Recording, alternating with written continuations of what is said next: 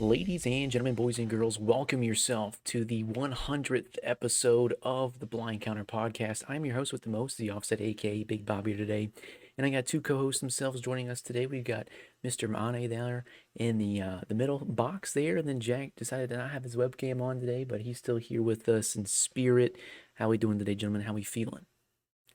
Hey, he's ripping Jersey Drake, you feel me? That's at least what it looks like from what I can see. Yeah, Yo, another Monday, another Optic loss. We'll get into it.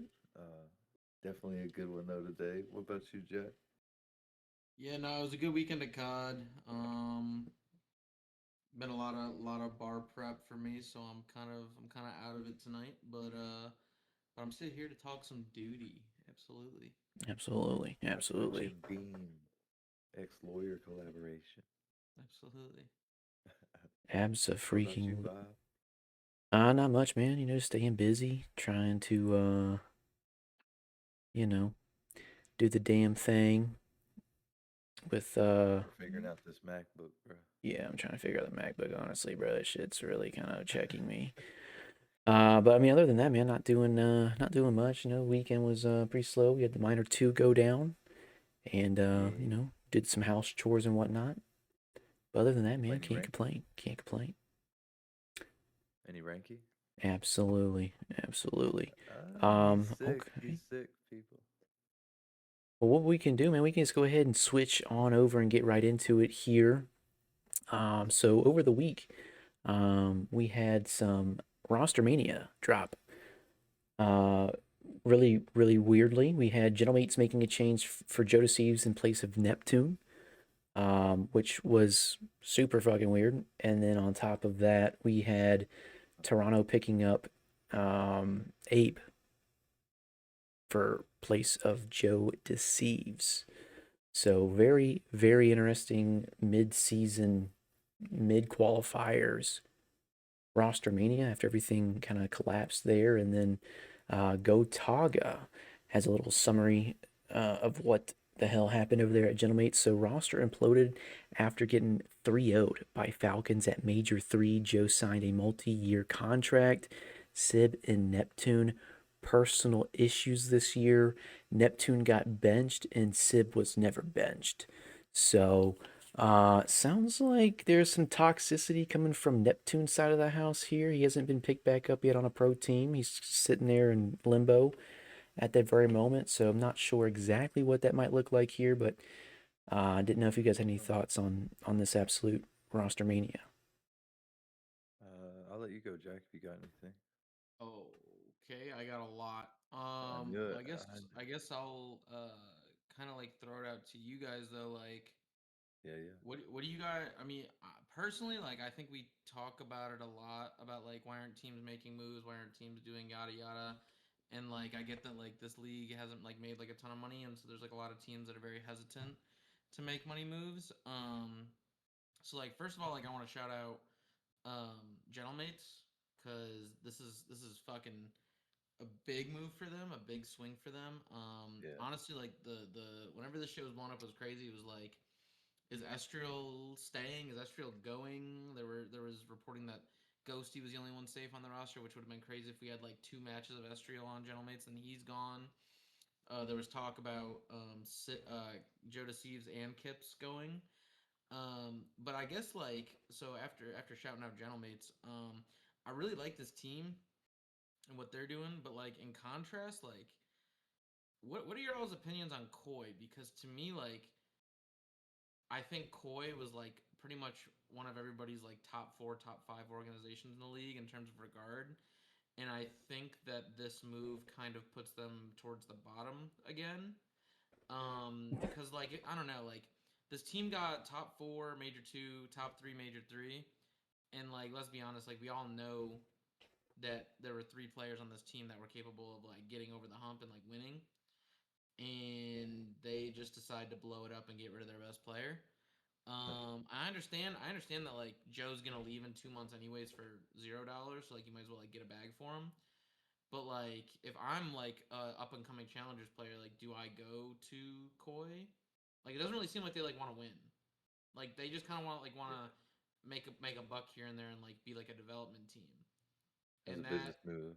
yeah, like that just kind of doesn't sit right. Like if they were like constantly getting like top 5, top 6, like sure, but like this team just got top 3 and they were quite literally like one move away, and that one move they didn't make. I don't know. Dude, they stay donating players, man. I don't understand what That's their business blackmail. model. That's their business model. I don't know. I don't know what the blackmail that Insight or Kleenex has on each other, bro. But I mean, they're sticking together since the beginning. I mean, dude, they've gave away Mercules, they gave away Scrap, they gave away Joe Deceives. I mean, dude, what are we doing? I mean, you're literally keeping Yeah. the sandbagger on your team and quite literally giving away the best players on your team. And if they would have gave away Kips, dude, have been raps for me, bro. Like, what are we doing over there at Koi? So, I mean, I really don't know. And then for them to, I don't even know, dude. Like, I don't understand what the hell is going on over there. What? So they got Kips, they got who filled in for Joe Deceives? I just went blank. Abe, Abe. Abe, yeah, Abe. He was already on the damn team and then got dropped because he wasn't performing, and then he's back on the damn team. Well, that's not entirely true. He was on their team in Black Ops 6 Yeah. for EWC. And then they decided not to keep him on the main team and just keep him under contract. So he was on Vancouver Surge to start out the year. He was never on Koi this year. It don't make no sense to me, bro. It really don't make no sense. I don't know what Insight's got.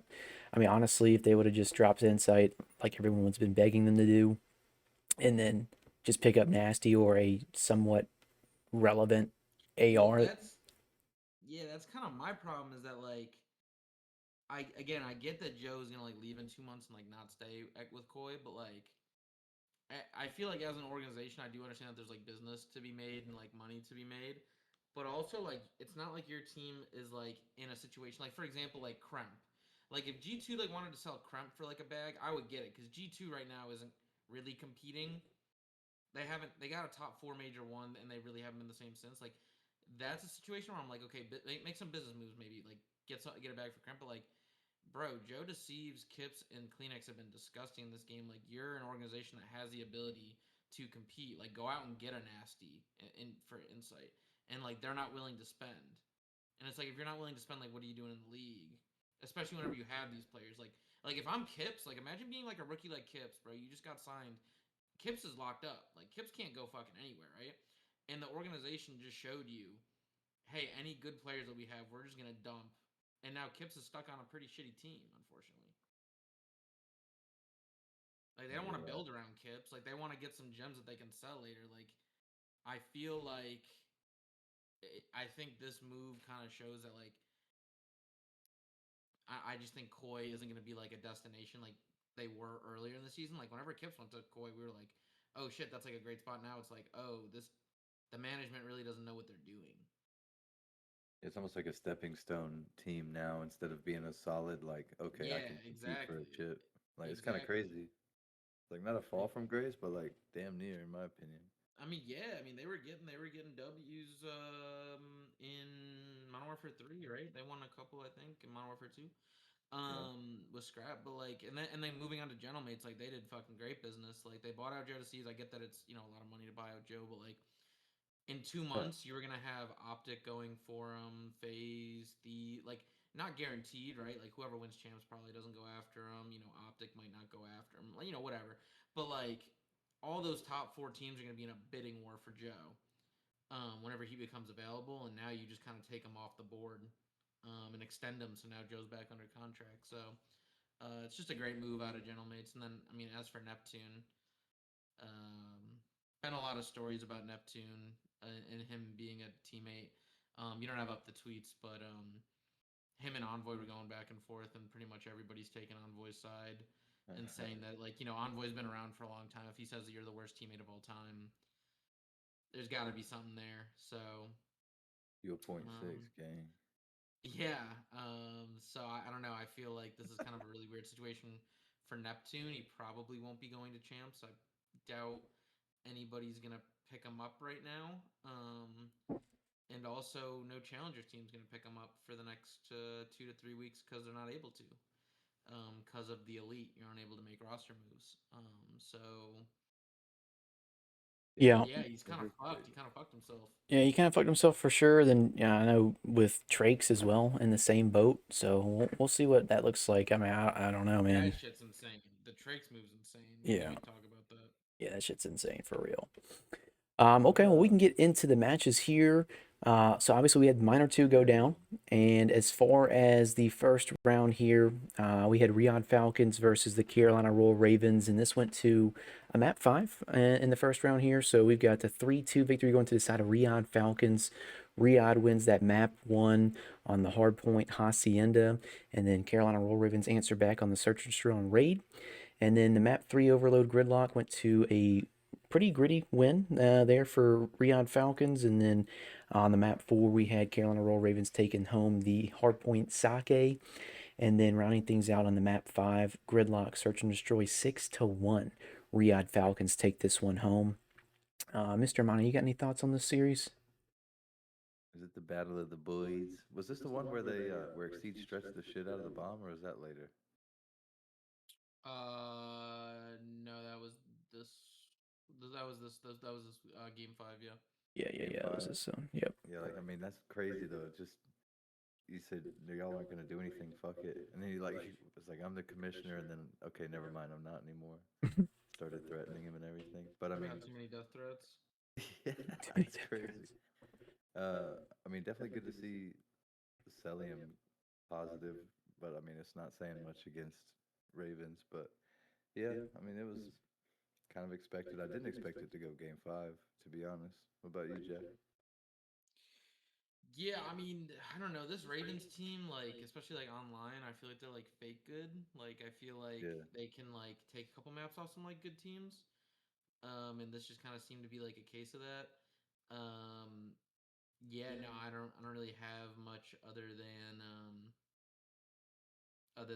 it was a good series for the Falcons. Honestly, that was I don't know. There really wasn't much to the series. Probably just kind of going nuts, and that was really it. I didn't. There wasn't really much from the Ravens. I think Lorx had like a horrible map one. I feel like he was like double negative or something. Yeah, he was 16 Yeah. and 30. Damn. Which was like a weird start to the series, and then I felt like they weren't gonna win that after that. So yeah, not a huge shocker series, just kind of straightforward. Yeah, pretty. Riyadh definitely being the stronger team out of the two. So I honestly saw this one coming. I didn't think it was going to go map five either, but definitely a great win out of Riyadh Falcons regardless. Okay. And then I mean, it's a one and done tournament too. So they send the absolute Carolina Royal Ravens out of the tournament. And Riyadh advance forward into the bracket. And then we also have next up Toronto Koi versus Cloud9 New York. And this was not a very surprising series here. A 3-0 victory for Toronto Koi. They played a hardpoint map one on Sake, Search and Destroy Raid map two, and then the map three Overload Den.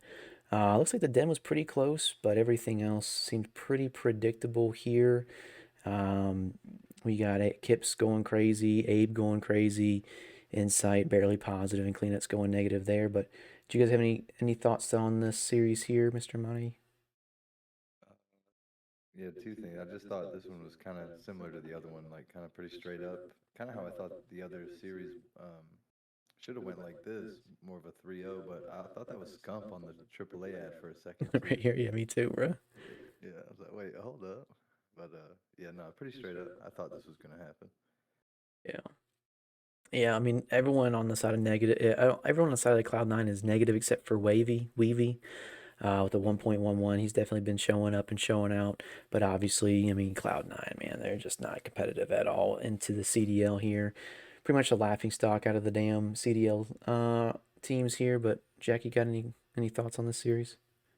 Honestly, no. I mean, it was our first time seeing Abe play for Koi.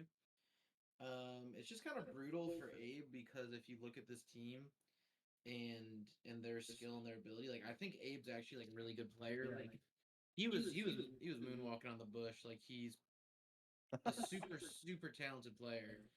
But like it's just really tough to like fill in for Joe Deceives. Like, Yeah, it's just really hard to replace that guy. And so obviously, like against like a Cloud9, it works out. We'll talk about him again later, but I feel like Abe would have come in so perfectly for Insight.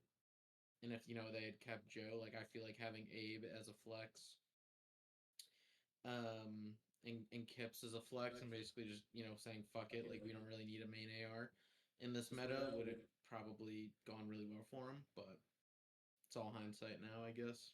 Yeah, it looks like Kips is going to be the one hard carrying this team here, and then Abe's going to be picking up that slack where Joe Deceives was at. So definitely hard to see, but nevertheless, a great 3-0 victory here for a system that's not been really tweaked on much, but it is Cloud9, so you can't really talk about it much. Okay, and then getting into the next series of the night here, we had Miami versus Vancouver Surge, and dude, this was a surprising 3-0 victory going to the side of Vancouver Surge. They played a map 1 hardpoint on Gridlock, a map 2 Search and Strong Raid, and then an overload on Scar, ending that out on 3-2. Dude, this Miami Heretics team is in the blender.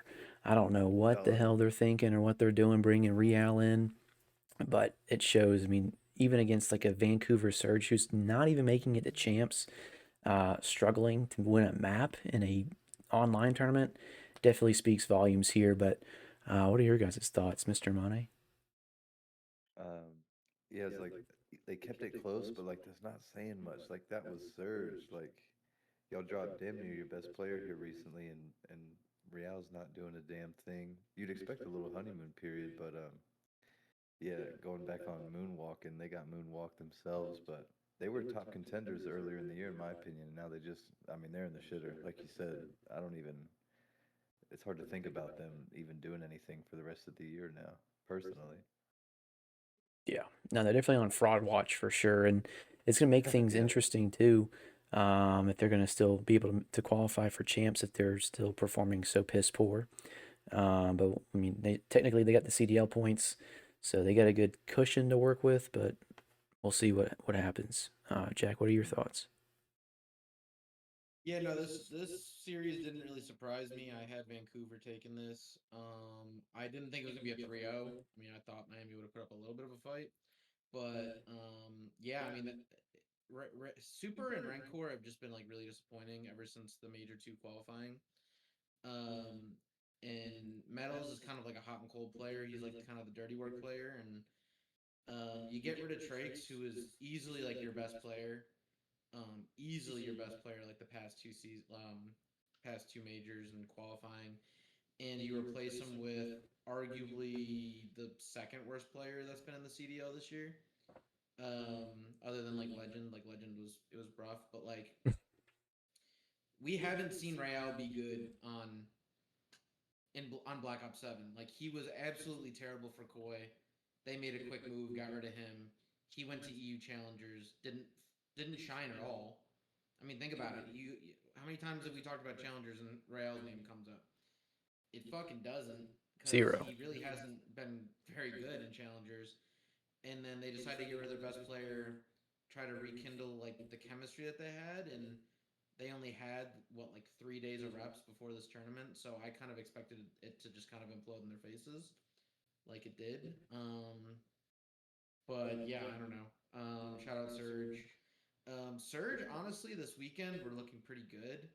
Um, every like criticism that I had of Surge was mostly like they got they have this is their most talented roster that they've had this year, but like how do the pieces fit? Like the individual pieces fit, and I think that they were just a bunch of scraps put together.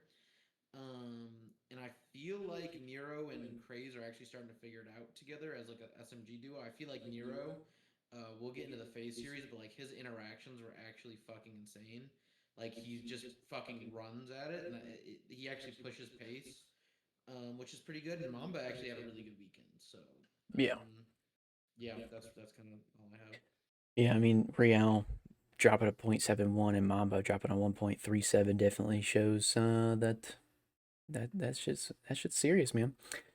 Okay. Well, that's going to end things on this series here. Miami get kicked out of the tournament, and Vancouver move forward into the bracket as well. And then the last series of Friday night, we had the G2 Minnesota versus the Boston Breach, and this was a 3-1 victory going to the side of G2 Minnesota. They played a map 1 hardpoint Hacienda going to the side of Boston Breach, And then G2 woke up and said that we're going to take map 2, 3, and 4. So they played a Search and Destroy on Hacienda going to around 11. And then the Overload Gridlock 4-1. And then the Hardpoint on Gridlock as well, 250 to 193. So G2 squeezing this one out in a 3-1 victory. Mr. Mana, you got any thoughts on this series? Yeah, this one's actually kind of fun to watch. I feel like map two, once they got that round 11, like, I mean, that was like the, okay, we're good, we're straight, and then just close them out. But Envoy's been great for G2. I was actually surprised Purge was, kind of shooting.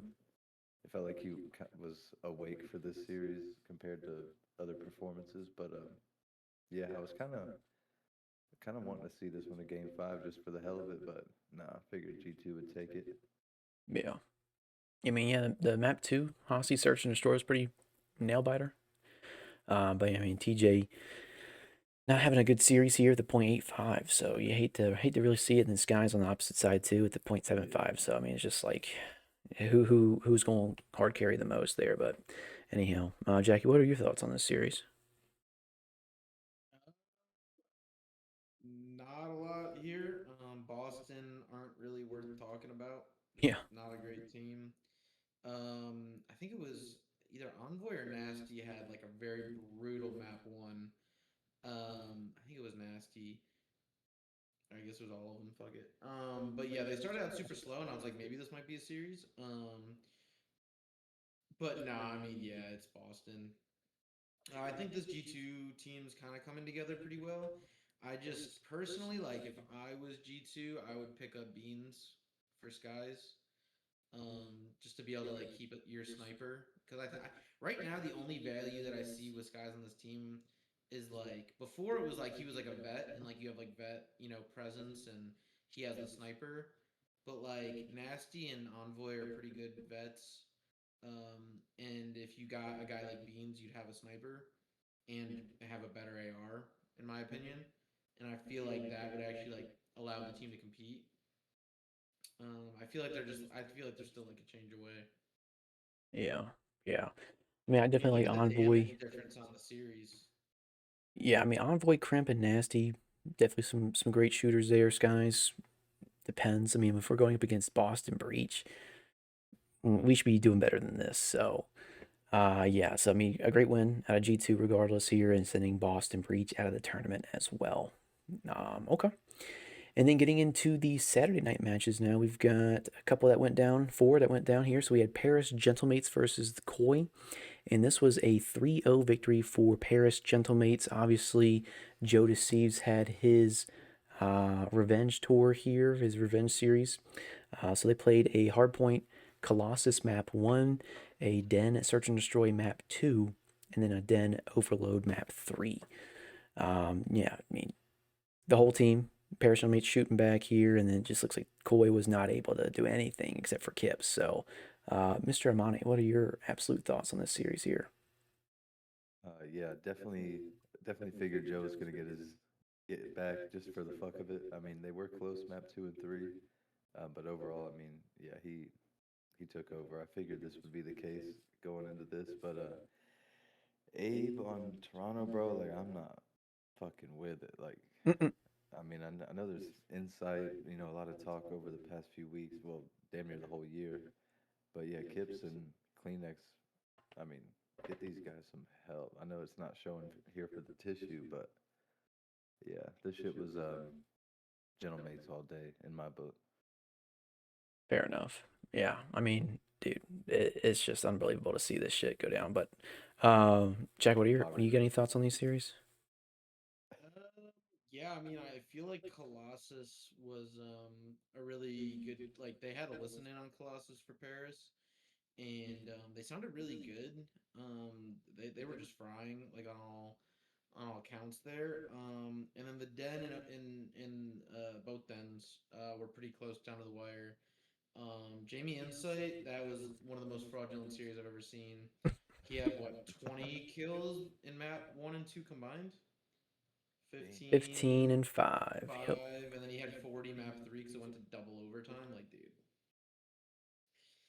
I don't know. That shit was so fraudulent. Yeah, no, I mean it was. Uh, I was kind of hoping that there was going to be a couple more maps just because, like, Joe left and this is the team that he left and, his get back game or whatever. But, like, it's just really not going to be that competitive. Again, like, Abe has to fill Joe's shoes, and that's really hard to do. Insight's going to keep putting up stinkers, and, like, you need literally three people to be frying to like Mm-hmm. overcome that. And Joe is just so naturally good at doing that.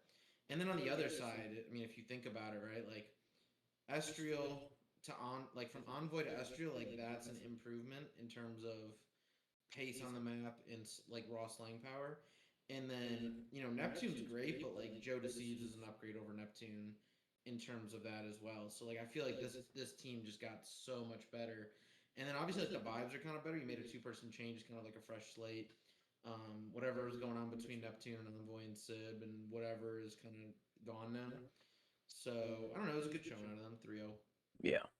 Yeah, I feel like once they get some more reps underneath their belt, this team's going to be pretty dangerous, kind of understanding how to fill in gaps when needed. So we'll keep an eye on them, and Koi needs to figure something out, dude. I don't know why they just keep donating free fucking top players to anybody, but it is what it is. Okay. Selling it 3-0. Crazy. Yeah, that shit's crazy. Okay, and then getting into the next series here, we had LA Thieves versus G2 Minnesota, and this was a DoorDash Challenge 3-0 victory here. So we had a Hardpoint Colossus map 1, a Search and Destroy Sake map 2, and then an Overload Den map 3. It was pretty competitive there. On the Hardpoint, I'd say, a 44-point game there, and then a round 11 on the map 2, and then that Den just the nail in the coffin. So. But yeah, LA Thieves looking great, 3-0 G2. Mr. Ronnie, you got any thoughts on this series here? Not too much. I was, as a biased Optic fan, when I saw this, I know it's against G2, but I'm like, oh fuck, like these boys are starting to, get right. Let's see how they do the rest of the tournament, and then we'll get to that. But yeah, I figured LA was gonna take this one. Yeah, absolutely. Yeah, everyone's negative on G2 except for Crimp with the 1.07, so definitely a crucial series to try to get something going. But LA Thieves, man, just looking too strong. What are your thoughts, Jack? I don't really have much here. Help Crump out. Get this man I some don't know, wins. man. Crump has just been so consistent the past like 3 months. He's just been on like a separate level Yeah. from his team. So hopefully in the offseason he can go somewhere. I feel like all of us are Optic fans, and like we keep wanting to say that Optic are like the best team in the game. And I get that they're like Silver Surfers, but like at this point we kind of have to just admit that it's LAT. They won major, or I'm sorry, minor one. They won major three. Obviously, like they win major or minor, four or whatever the hell it minor two, whatever. They've just consistently been the best team in the game for the past 2 months Since ish. the meta changed, honestly. Yeah, since the meta changed, literally. The biggest difference to me is just it being in S&D. Like the meta change for their S&D was just like insane. They had a BZ just playing like creddy corners and just like not doing anything, and and Hydra kind of the same way. And now like Hydra and a BZ are just running shit down as a team together, kind of like Simp and a BZ did. Like I feel like they just are really like clicking, and like now LA Thieves S&D is just insane. Like Yeah. that was like when they were getting Nesla, like that was pretty much like how they were losing before, and now they're winning like every S&D. They're just insane. But in terms of like the G2 series, there's really nothing to talk about. Yeah. No, I agree, man. LA Thieves just looking really strong here, and just G2 just wasn't able to keep up. Crimp's over here dropping damn near 1,000 over his teammates in damage. And then obviously just LA Thieves just looking good, man, looking real good. Okay, well, then G2 get knocked out of the bracket here, and LA Thieves move it forward into the bracket as well. And then the next series we had was Optic Texas versus the Riyadh Falcons. This was a 3-0 DoorDash for Optic Texas here. They were looking really good in this series, I'm not going to lie. They played a Hardpoint Scar map 1, a Search and Destroy Sake map 2, and then an Overload Exposure map 3. So, yeah, man, just kind of coming out of that bracket, or not the bracket, but the qualifier match week 1, and then coming into this minor tournament against Riyadh Falcons. Riyadh looking really kind of competitive a little bit here, so I kind of thought this would maybe one map, maybe two maps away from Optic, but I mean Optic just decided to show up, and Dashy putting Dick and Rib with a 1.37. So definitely a great series out of the gentleman over there in green wall side. But Mr. Monty, what are your thoughts on this series? Yeah, kind of just to mirror what you said. I mean, they went dummy mode. I was like, okay, so I mean, the momentum. Okay, it's Falcons. Yeah, they're looking a lot better. I feel like they are still going to get better, but I mean, Optic has been just the most consistent team all season. I was expecting them in the grand finals, but yeah, like definitely. Hugh is -1, whatever. But yeah, Dashy was. This whole minor tournament was going dummy again. Even in Major Three, he was shooting. I feel like he got costed a little bit in Major Three, but Celium's walking away from this L smiling. He does not give a fuck, bro. He's gonna go hit the AMG, whip it in and out, go home, and just look at the bank account. He's fine. But Yeah. yeah, they were trying, but like it's Optic just looked way too good. Dude, Exon having a stinker too at the .68, man. Only 36 kills in 3 maps is insane. That is Jack, why. yeah, what are your thoughts, Jack? Yeah, I thought this was gonna be a much closer series, and then map one happened, and I'm like, oh, this shit's over. Yeah. That map one was just a beatdown. Optic kind of came different. I feel like that map, like the ARs were just kind of going nuts. And then the Sake S&D was kind of surprising. That was the first time that Optic played it, I believe. And that's been a comfort pick for the Falcons ever since it's been put into the rotation. I think they've pretty much played it in every single series. Xnid has been really good on that map, and he went obviously 2-7, had a rough one. He's been their sniper. And then the exposure, they were just kind of outclassed. Like it really wasn't competitive. I don't know. I mean, I would say like to echo what we've been talking about, like just Celium has just been so slow. His interactions have just been. I don't know. There's just. I mean, if I got paid the amount of money he got paid, maybe I wouldn't give a fuck either. But like, I don't know. There's just something going on there. I don't think that was why they lost this series. Like, I mean, they just were flat as fuck compared to the way the Optic came out. But yeah, no, that's kind of it. Yeah, definitely a great series there. So that drops Riyadh Falcons out of the tournament here. Then Optic Texas moving forward. And then on the last series of Saturday night, we had FaZe Vegas versus the Vancouver Surge. And this went surprisingly to map 5 here. So the map 1 hardpoint score went to the Vancouver Surge, 250 to 231. FaZe Vegas to map 2, win that one in a raid search and destroy round 11. Then the overload exposure map 3 goes to Vancouver Surge in a 3-2 fashion. FaZe Vegas round things out, evening things out there on the map 4 hardpoint gridlock, 250 to 227, and then ending things on a search and destroy gridlock 6-1. FaZe Vegas taking this one home. What are your guys' thoughts on this, man? This is just insane here to think that FaZe Vegas is kind of struggling up against Vancouver Surge, taking it to a map 5. But I mean, this could have been an easy 3-0 victory for Vancouver if they would have won that round 11 on map 2. But Mr. Monty, what are your thoughts on this series? Yeah, the potential 3-0, bro. Like, what the fuck? When they won map one, I said, oh, hell nah. Like, 04's God Box accusations were not looking good. I was like, dude, he really did have that shit. But, I mean, yeah, Draza was looking, I mean, I wish there was some clips, but I feel like at one point, like, he was just running away looking the other fucking direction. Like, I was just like, just some weird shit. But yeah, there's something about Craze and Mamba. Like they love playing fucking phase. They almost did it, but it Mm-hmm. was a good one to watch though. This was actually like entertaining. Hell yeah, hell yeah. Yeah, I mean, O 04 and Abuza, only one's positive, and then Mamba the one positive on their team there. So definitely an interesting series, but a very convincing win out of FaZe here. But Jack, what are your thoughts on this series? Yeah, no, this shit should have been 3-0. Um, choked at round 11. Honestly, they choked the fuck out of the gridlock way worse. the gridlock hard point. Yeah, no, I mean, honestly, Vancouver played really well. I was kind of talking about it earlier, but like Nero has just been pushing pace. If you look at his map one KD, he was like double negative, but he had like 45 deaths. Like, I don't hate that, to be honest. Like, just getting Mixie and just pushing pace, like, I think that's kind of exactly what we need to do against this FaZe Vegas team. FaZe has just been looking sloppy the past, I don't know, month. Honestly, ever since they won the major, they've just been looking sloppy. They make really, really bad decisions really, really often. And I also think like the meta change just kind of ruined this team. Mm-hmm. Um, Simp had a brutal weekend, just all weekend. He was just a shell of himself. Really didn't play well.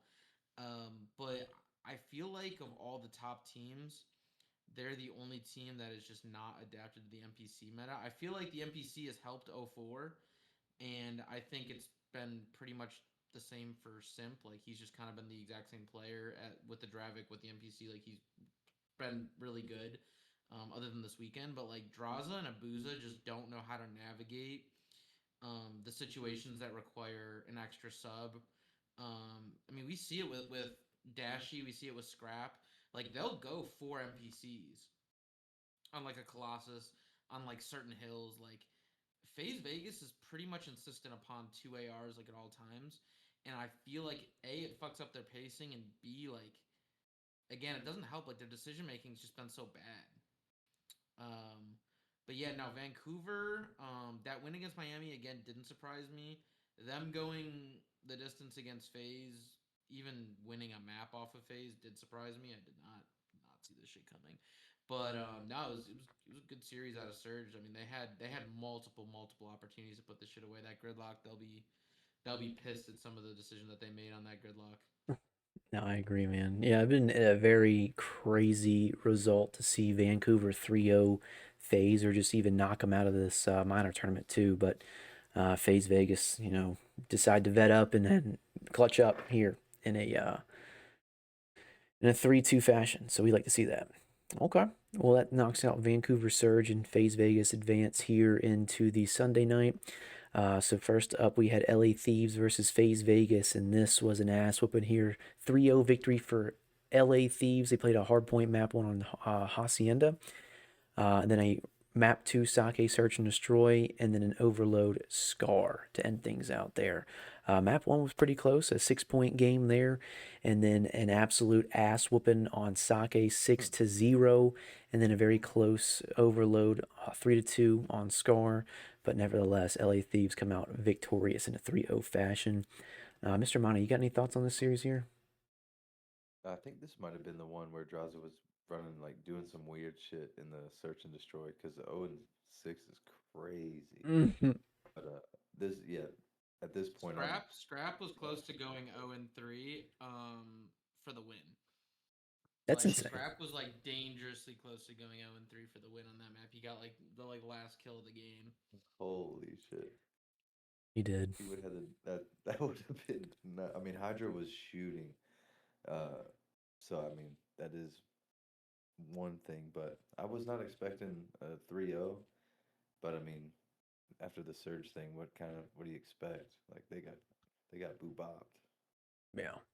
I mean, dude, just FaZe Vegas looking flat and LA Thieves looking extremely dangerous. I mean, Hydra and On Abizi fire.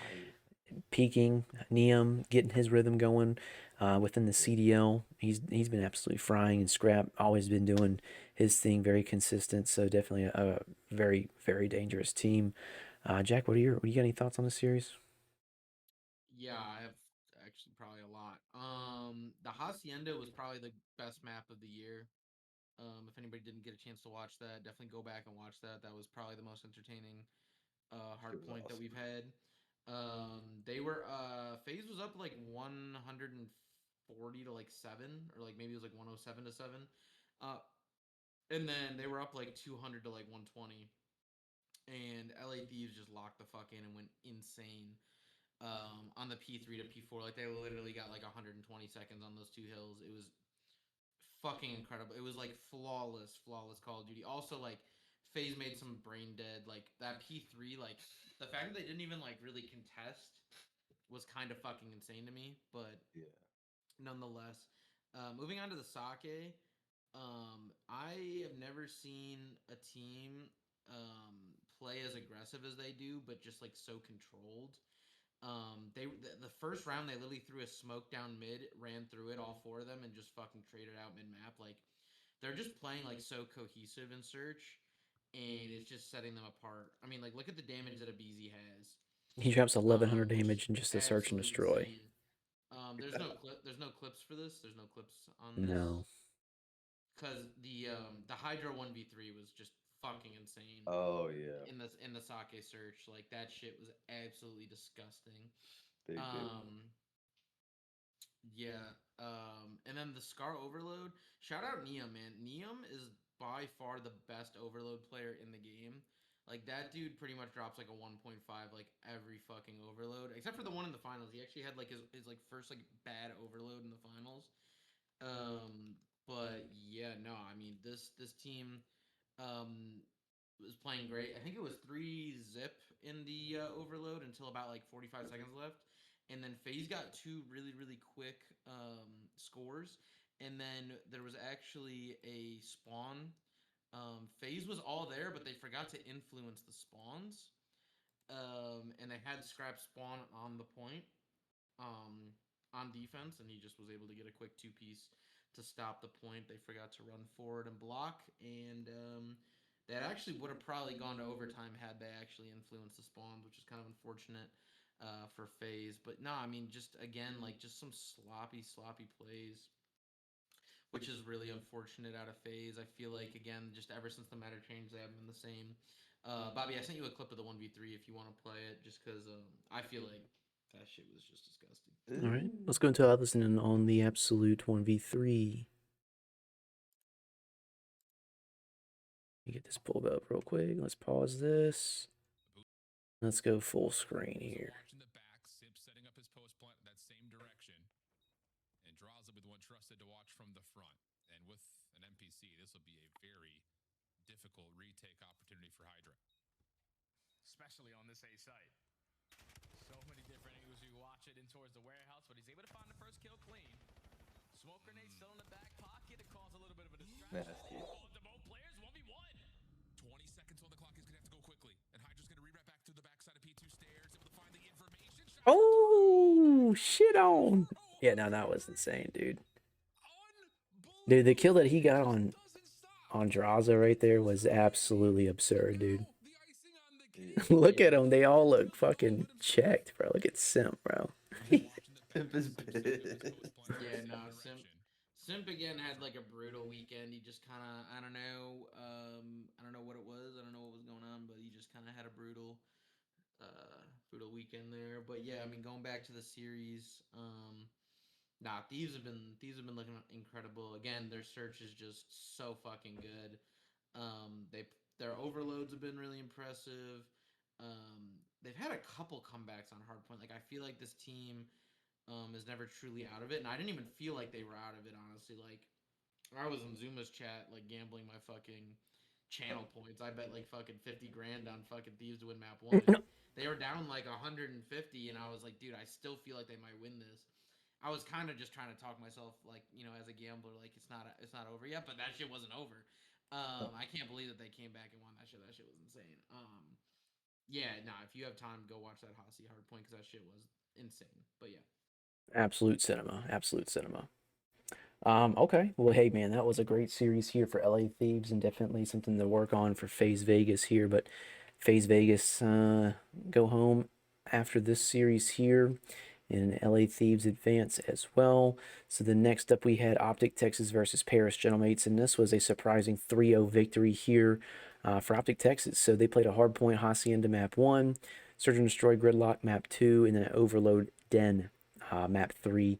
To be honest, man, I honestly thought Paris Gentlemates was going to be a little bit more competitive with the likes of Joe Deceives and Estriel kind of coming on and joining Ghosty and Sib to kind of really battle it out here, and it wasn't even close, dude. The map 1 was an absolute ass whooping. The Gridlock Search and Destroy, pretty convincing, and then an Overload Den 6-0. So, I mean, dude, I don't know what Optic was doing to all these other teams here, but they were doing what Dashy and Shotzi were just going absolutely crazy. Hook drop. I mean, dude, look at the score line across the board. Here we got Dashy at 1.42, Hook at 1.58, Shotzi at 1.73 for the series, and Merck at 0.95. And everyone on the side of Parashon Mates is negative. We got Estriel at 7.9, Ghosty at 6.3, Joe Deceives at 7.4, and Sib at 6.9. So just absolute ass kicking here for Optic Texas. So, Mr. Monty, what are your thoughts on this series? Got the shirt on at least for this fucking series, not the next one. But yeah, no, this was crazy. After they got, I mean, bro, 78 points on the map one and a 1.73 on their heads for the whole series. Like, we like that. Like, I don't know what it is with the best of five. Like, just do this in the BO7s, bro. Like, I just don't get it. I do think Mates are going to come more prepared as the weeks go on because they are pretty new. But that is crazy though. At least a map, or at least a round in the overload. I mean, or not a round, but a score, 6-0. Yeah, no, it was just they were terrorizing Paris this whole series here. I mean, there was just not any signs of They were life floating. at all. Yeah, super super crazy. Jack, you got any thoughts on the series? Yeah, I mean this kind of goes to show like how much of a teamwork game Black Ops 7 is. Like Yeah. I feel like this game specifically, like with the pace, with the movement, with even the maps that we have now, like with Hacienda and Gridlock and Sake coming in, like just how much teamwork is required to win. And I think that was the difference. I mean, obviously, like they were slaying the fuck out. Don't get me wrong, but like Hacienda, like this was Optic's bread and butter in Black Ops 6. Mm-hmm. They come onto it in Black Ops 7. They pick up right where they left off. Um, you have the SND on Gridlock. Dashy went like 13-2 or 13-4. The Den wasn't close either. To me, it really just came down to reps. Honestly, like I think again, Optics just played together for so long, and this team just got formed. And the guns were hot. That's really all it was. A couple bad plays on the Hasi hard point. Like I don't think it should have been a 100 point club. I think General Mates were kind of solo challing a lot, which again goes back down to teamwork. But yeah, no, Dashy was taken over. Shotzi had a great series. It's kind of really all I have. Yeah. Kind of expected Optic to win, but I was kind of hoping for a couple more maps. To be honest, I was kind of hoping to win a game 5. Yeah, I mean, I honestly would have thought they would have won one or at least two different maps here, but I mean, Paris Mates being such a newly formed roster, they probably got some things to work on to go up against the top two teams, to say the least here. Yeah, I will say, like I was talking about this whenever well, I guess I'll say first, it was kind of funny. I was watching Zuma's watch party, and Benjay Nassim was talking about Scar, and basically Attach was like, "Why the fuck would you play Hasi against Optic?" And Benjay was like, "Well, they're the best Scar team in the game by far, by a mile. Like it's their best map. Like you might as well just try out the new map, considering like Optic doesn't have like the same amount of reps that they do, obviously, like on Scar." Which is kind of funny because um, Attach is like, well, they just got fucking 70 point clubbed, and then of course they play Thieves on Scar and get basically 100 point clubbed, which I thought was funny. But yeah, no, I kind of went off on a tangent and forgot where I was going. But sorry, I was talking about that. But nah, yeah, I was gonna say yes. Basically, like in my opinion, before the series even started, General Mates were down 0-2 in map count. Like the vetoes just went so heavily towards Optic, like Gridlock, Search, and Hasi. Hard point, like you're just starting out 0-2 before the series even starts, and that's kind of how it turned out. Yeah. And then they just get belt ass on that Den Overload 6-0, so Yeah, I didn't think it was gonna be fucking 6-0. I thought that was gonna be the map where they start fucking competing, but I guess not. yeah, absolute insane sights here. Okay, well then that advances Optic Texas and LA Thieves into the grand finals here. And this was such a insane grand finals here. This was a best of seven online tournament here, and LA Thieves win this 4-2. making them the Minor 2 champions for this Minor 2 tournament here. So they played a Hardpoint Scar map 1, going to the side of LA Thieves, a Search and Destroy Den map 2, going to the side of LA Thieves, and an Overload on Den going to the side of LA Thieves again.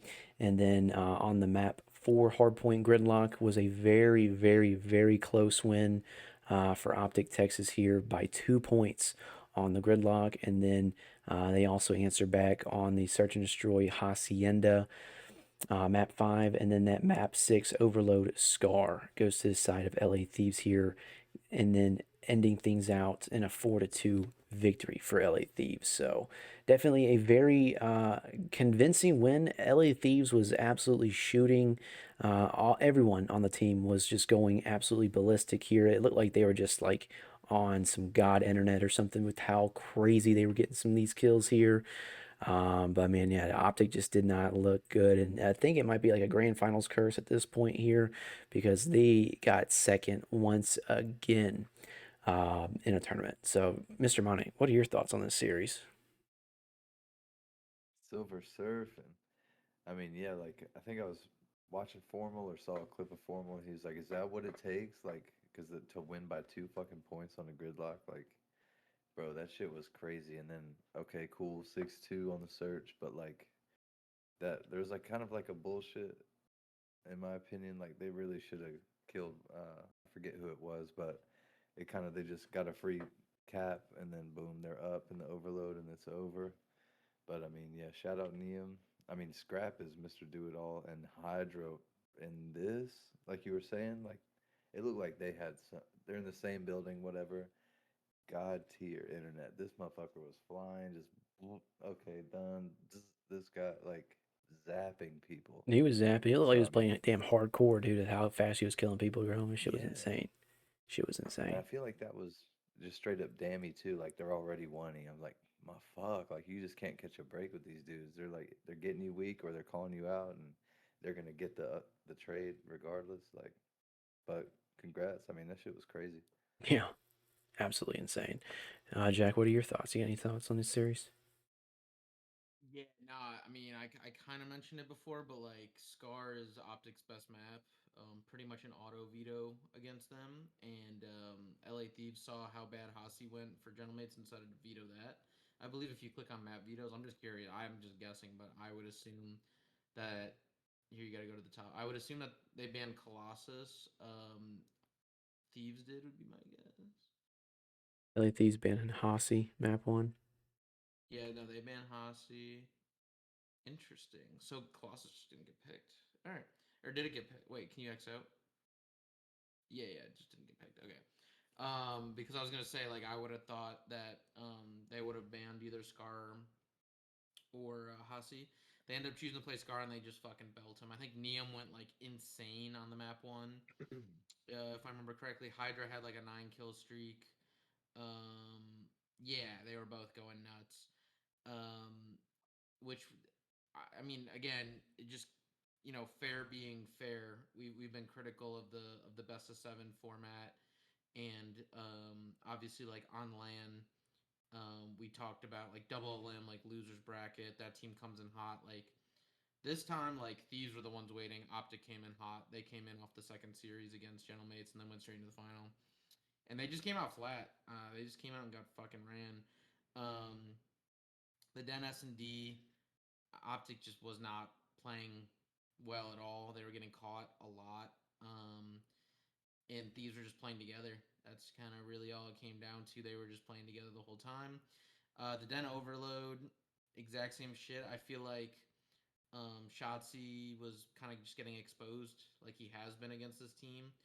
Um, Shotzi just kind of has rough overloads against the team. They just kind of know how to hard counter him.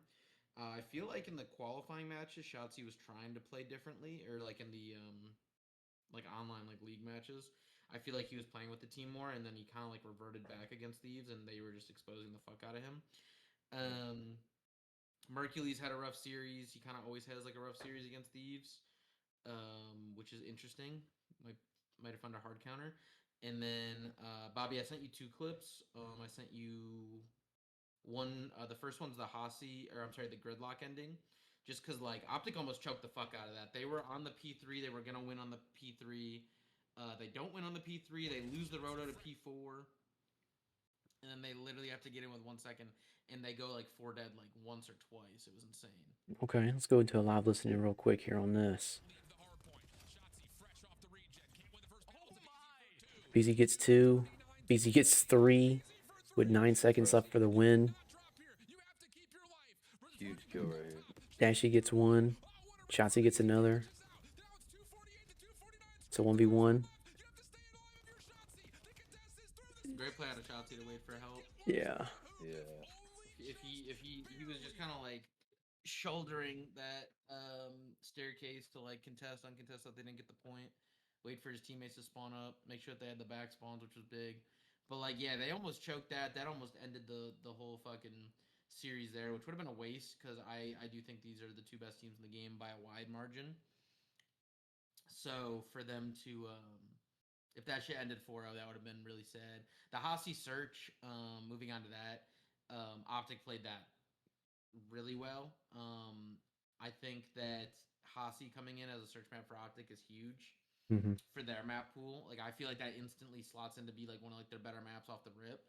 I mean, Optic's been good in search against teams other than like Thieves, basically, to be honest. But like having like a Hasi in your bag and like making the veto process harder is really big for them. And again, extends it another map. And then for the last map, Thieves go up 2-1 on bad side on overload, and Optic bring it back, tied up 3-3. And then Hydra just fucking calls game, which I posted that link. But yeah, that was like the first bad overload for Neum like ever. But I mean, it didn't really matter because Hydra and Abizi were going so fucking nuts. Absolutely. We'll go into that clip as well here. Let's see here. We get the cams back going because we go. Like 20 seconds left. Hydra hits the most insane flank. It was such a fucking good flank. He gets picked, and Optic should have the numbers to stop this. But look at Hydra re-wrapping backside fences. Optic are a bit stuck behind the tank. First kills come through. One more to grab. And Crazy. Holy shit, dude. Yes, you can. That's 15 seconds on the clock. All he wants to do is I mean, right, dude, that kill right here on, dude, this is what I'm talking about, bro. I saw this right here. Yeah, like Shotzi literally gets deleted. 1, 2, 3, 4, 5. Like this He got shit. hit with 5 bullets. 2 were wall bangs. 1 was a headshot, and that's kind of all it takes. I mean, it was. But you also gotta realize that, like, bro, these guys are literally like, and I'm not even like exaggerating. These guys are playing like 30 feet from each other on Texas 1 ping. Like all their bullets are fucking connecting, no matter what. You know what I mean? Like, look, if you slow that shit down to like 0.5, like you'll see, like he hit 5 bullets and 1 was a headshot. So like it's not that crazy, but like everything hits so crispy. 1, 2, 3, 4, 5. Jesus, dude. And 1 was a headshot. I mean, it's just like, fuck. I wish I had that 1 ping, bro. We'll get to ranked play, but we've been playing on 60 ping for like the whole fucking week. But yeah, I mean, I don't really have much else like about the maps themselves, other than like it was actually a really entertaining finals. I kind of wish Optic did push it to a map 7, and obviously win, but no, I mean, it was looking like it was going to be a DoorDash, and then Optic fought back, which was good to see. It's just kind of brutal, man, because I'm at the point now where, like, I understand, like, Optic is not the best team in the game. Like, the Thieves are, like, the convincingly, like, better team. You know, they've outperformed them in 2 minors and a major successively. They've now won 3 tourneys. I mean, I know that the minors aren't really tourneys, but they've won 3 tourneys back to back to back. So I just gotta tip my cap to them. Like the meta's changed. Hydra's hit like a different form. I feel like Neum's like really like fit into this team. And I feel like he's only getting better just because he's getting more like, I guess, vetty would be the right word. Like just being like a new kid on a really really good team is probably like really tough shoes to fill. And now he's just getting more comfortable, and he's just been. I mean, he's by far the rookie of the year. At this point, I mean, Kips kind of got sold by Koi, but I mean, whatever. Trix got dropped, which is actually insane. Lurks, I mean, probably not going to champs. But, like, out of those 4, it's got to be Neum. Yeah. He's just getting a lot of hardware. Good for him. But, yeah, I mean, it's tough for Texas. I'm still like delusionally confident that they're gonna win champs. Like I just feel like this team hasn't peaked yet. I feel like Mercules has just been kind of getting shit on in finals, Yeah. and I Yeah. feel like that shit just like that trend just can't continue. Like I just refuse to believe it'll continue. Um, Dashy has been, I mean, Best it's player, hard to yeah. say he's been better than Scrap just because Scrap's been insane, but like Dashy has been like carrying this team the past couple months. Um, I feel like Shotzi or Hook, depending on the series, just kind of like disappears. Like Hook really hasn't been like what he was in that Major 2 qualifying. Yeah. And Merc's been good until like the finals. Shotzi has like just like weird series where like he'll just disappear or he'll make some brain dead plays. I know it's high risk, high reward, but I feel like Dashy has just been so like consistent for them. And he's been really fucking good. And I know like we all know like how good he is, but he's been taking a backseat for like the team. Like that motherfucker can slay, like we all know. But I feel like he's been kind of showing it a little bit more recently, just because that's like what's been required. Um, but yeah, Yeah. no, I mean, I've been going on for like a little too long, but No, no, I mean you're good, dude. I agree with everything that you're saying here. I mean, and to kind of give some more context too, I feel like Mercules has definitely been on the downhill trend ever since the NPC was introduced. Because before then, dude, he was just tucking, and then now here recently he's kind of been quiet. So I don't know if there's been something different about this NPC meta that Mercules just isn't getting a hang of yet. But I feel like, obviously as we get closer and closer to champs here, that fire is going to build, man. So hopefully, they'll be able to work on whatever they got to work on to beat LA Thieves. But I know what LA Thieves is like 4-1 against Mercules in general there. But dude, it's just, I mean, when you got Hydra and BZ just absolutely hitting final form, Neum coming in and being that glue, and Scrap always, being that consistent slayer as well. I mean, this is just a nasty team, for sure, man. I mean, this is what we wanted to see at the beginning of the season with Kenny, and then obviously the Dravik wasn't so hot for Kenny here, and then replacing Kenny with Neum, and then the meta changing as well definitely just elevated this team to be a top contender. And I honestly was pretty surprised on how quickly they were able to adapt and then elevate and just be an absolute dominant team. So we'll see what happens moving forward here into qualifiers, and then obviously at Major 4 in Paris, and then from there we just got champs. So it's gonna be interesting next couple weeks for sure. Man, Okay, well that's gonna Methods end things gave on the Neum minor. away. What are you saying? Methods gave Neum away. Now they're fucking Optic. That's crazy. Yeah, no shit. No shit. no, but shout out Neum though. Like He's it's good. actually pretty cool. Like that, Huntsman actually had players come in and actually like get on good teams and like they're actually like showing that they deserve to be there. Um, that's Facts. actually like an insane like eye for talent in my opinion. Um, that they were able to Yeah. like spot these two players because like let's be honest, like there's like a ton of players and challengers like old, people who have been in the league before that like you easily could go to. Or like some like 18-year-olds that you can take a chance on, and I feel like he actually, I mean, genuinely did find like diamonds in the rough, of challengers that like, I mean, Neum and Kips like weren't that well known, like definitely like in challenger circles, but like they weren't like mainstream. It's not like we saw them at like esports like World Cup or whatever, like EWC. You know what I mean? Like there Yeah. were 4 challenger teams there, and they didn't go that way. I mean, regardless, man, they've been looking good here, and it's kind of like mimicking Black Ops 6 Optic here with Neum coming in as like the Mercules for this team and just elevating them to be super, super great. But yeah, man, definitely some great sights to see at LA Thieves here. I know Nade Shots smiling hard as hell after all the shit he had to go through for this team. Okay, well, that's gonna be Major 2 there, or I'm sorry, Minor 2 here, and LA Thieves winning this third championship back to back to back. So here's your standings coming out of the Minor 2 here for Major 4. So Optic still on top with 100 or 465 points, and then right below them we got LA Thieves at 385, then FaZe, Gentlemates, Koi, Falcons, G2, and Heretics. And then that's going to be the kind of like the qualifying champs teams there. And then at ninth place, we got Royal Ravens. Then we got Boston Breach, Surge, and Cloud9.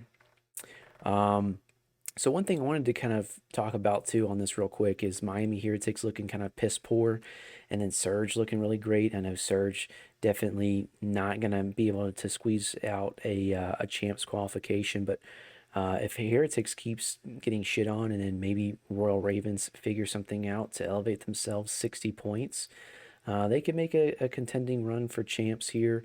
Very probably unlikely to say the least, but I think it'd be kind of cool to at least see like at a comeback out of Royal Ravens to knock Miami out. But nevertheless, man, definitely something to think about there for Royal Ravens. So Just to give some color to that, Miami plays against Vegas, New York, or like Cloud9, and then Vancouver. So you would think with some like extra like reps and whatnot, they probably lose to FaZe and then beat New York and Vancouver. That would mhm, be my thought. I mean, who knows? They could just shit the bed and lose all three.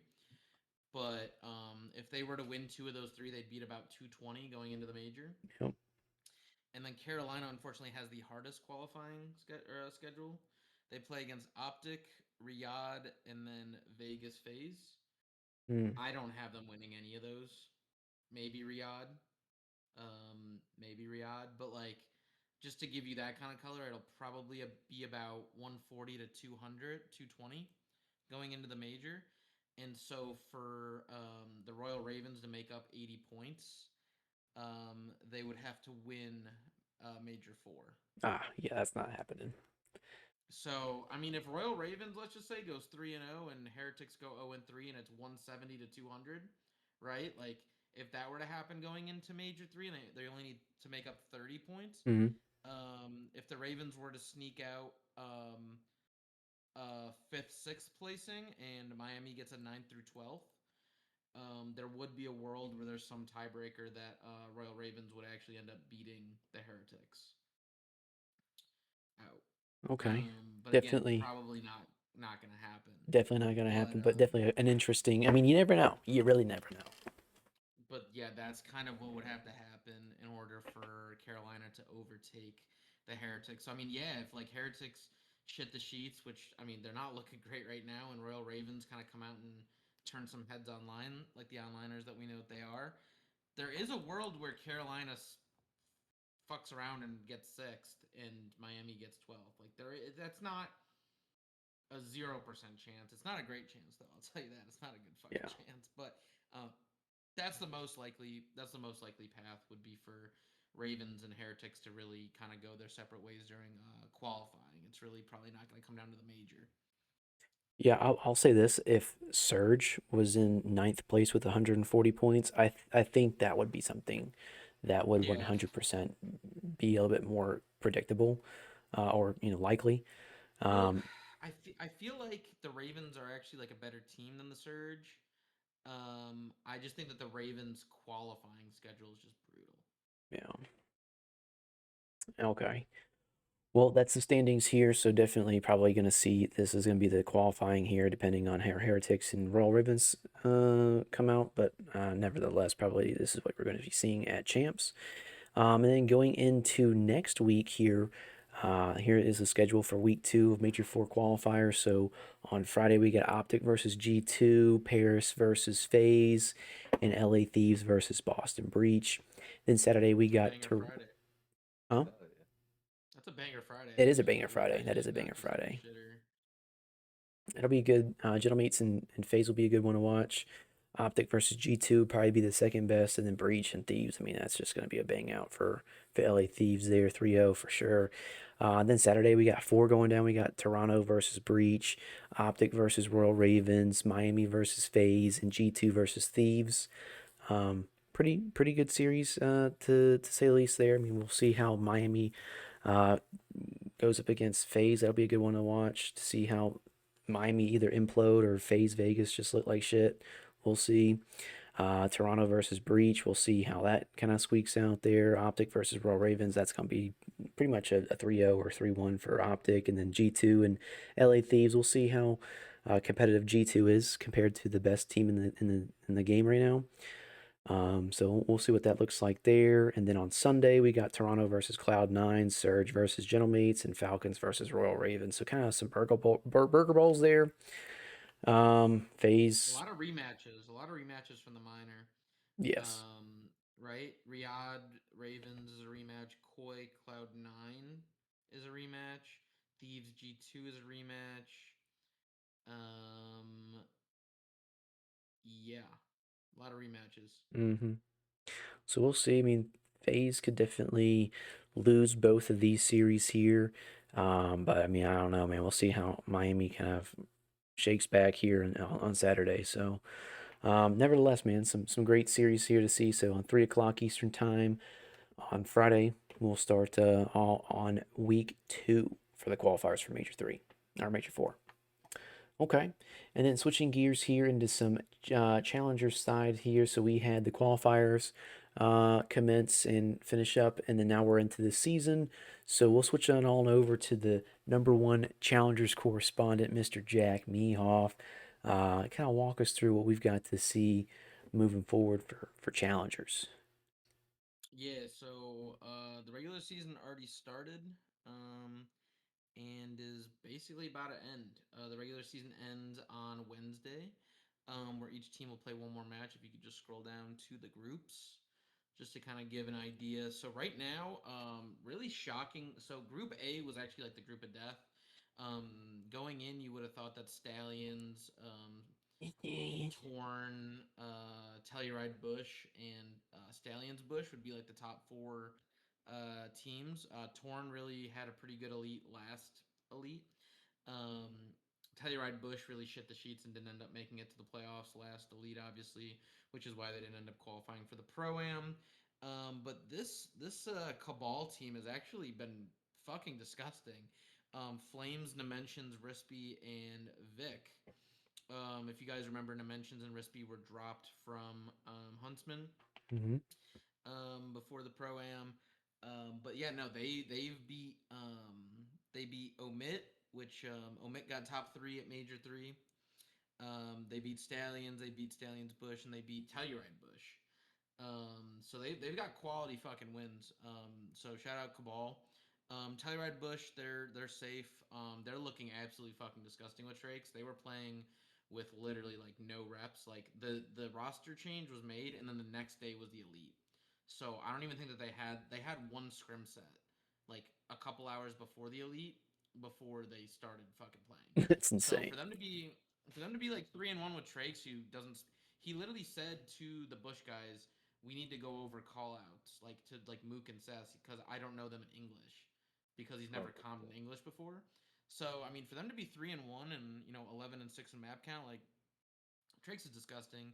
They're doing great. Omit Brooklyn, they've had kind of rough go. They lost to Bush and Cabal, the teams above them, and then they've won their other matches. Their final match will be against Stallions Bush. Stallions Bush, we talked about a little bit last episode because they were one of the teams that qualified. This is the Stallions and the Telluride Bush collab team, which is where Swooty went after he was dropped from Huntsman. No, that's a mouthful. Skill was on the Shrub. Ocus was on Cloud9. So this is kind of like the leftovers that got put together. They actually look pretty good. I'm not gonna lie. Like they're better than the Stallions. The Stallions ended up losing Millie. He decided to leave their team, and yeah, the Stallions just kind of imploded. They've looked absolutely terrible. They genuinely play the game like 4 solo queued golds loading in. Like they just don't know where to be on the map. They always make the wrong decisions, and it's like so obvious on the map. Like I watch like Zuma's watch party whenever this is going on, and like Rambo Ray is their coach, and like Rambo will be like, "Why are they not doing this?" Zuma will be like, "Why are they not doing this?" It's just like the most obvious shit they're not doing, and it's not that they don't have gun skill. Like they do have gun skill, they just constantly are out of position, and they're paying for it. But it is kind of funny because the chat does not like the Stallions team. They're telling Tom to blow it up, and the Stallions Bush is like kind of who everybody's rooting for just because of Swooty. Kind of a good story there. Anyways, moving on to Group B. I'll try to be a little bit shorter. Um, I love it. I Overtime love it. Nation was a challengers team. I don't even know their roster. Um, don't even fucking know. They're 0-4. I think they're like a very like random team that just signed up for the qualifying and just qualled. Omnia Gaming was kind of like the leftovers from the Shrub, and then Mac and Yuli. It's the For Fun roster. They're having a tough go at it. Falcons Academy um, is kind of middle of the road, but their final game is against Project P7 Notorious, um, which is one of the best challengers teams in the game. So we'll see what happens there. And then Huntsman are 4-0. They ended up beating P7 map 5. Huntsman have been looking good. I thought once Swooty got dropped, honestly, like they didn't really look much better during scrims with Awakening, but they've been showing up in the elite. So we'll see what happens there. But if you scroll down to day 3, you can see the schedule of the remaining matches. Honestly, nothing really popping out. Like the teams that you see in the green from Group A and Group B are probably going to be the teams in bracket play. Um, but yeah, so Thursday will be the beginning of bracket play, and then I think everything concludes the following Wednesday or Thursday. So not this upcoming Wednesday Thursday, but the following Wednesday Thursday. The biggest thing here is obviously there's about 20 grand for the winning team, 10 grand for second place, I think like 5 grand for third. So obviously like there's good challengers money on the line, but really what it comes down to at this point is pro points.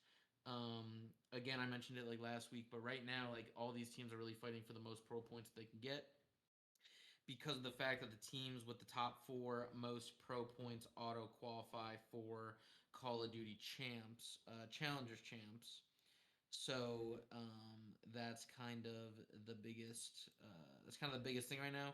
Every team wants to ensure that they have the most pro points. In terms of how to qualify for champs, for anybody that is curious, the 2 teams that get first and second place in Paris, Major 4, they will automatically qualify. Then from there, it'll be the top 4 NA pro points. So if a top 4 team in pro points actually makes it to the final, then it would be like the 5th place, the 5th pro points. It would be the next. Then MENA pro points, top 4 teams. So that's like your Falcons, your Middle Eastern division. Those top 4 pro pointed teams will automatically make champs. And then you will have some NA last chance qualifier where one team will make it. Middle East qualifier where one team will make it, and then you have a couple other qualifiers where like EU teams will make it. So I know that was kind of long-winded, but there's going to be 16 teams making it to Challengers Champs. So the reason why this elite is so important is to get as many Challengers points or pro points as you can to make sure that you can qualify for champs, where all the big money is. Absolutely. Absolutely. Okay. Well, cool. Well, as far as what to look for on that, we got the playoffs starting on the 11th and then ending out on the 18th of this month here. So definitely some great things to see here. Is this a double elimination bracket? It show is. Okay. Cool, man. This will be a great one to watch too for next week for sure. Okay, good stuff. Okay, cool, man.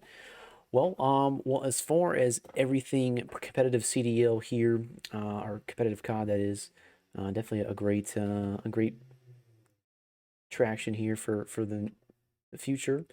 And then switching gears here into season 4 here, we've got season 4 that just dropped last week, so we can kind of dive a little bit deeper into what this looks like here. So we had some new maps drop down for season 4, some new weapons and attachments, a whole rank play overhaul for SR, some camo events, some other things in endgame, zombies, and some other interesting things as well. So we can get into some of the rank play stuff, some of the stuff that's more relevant.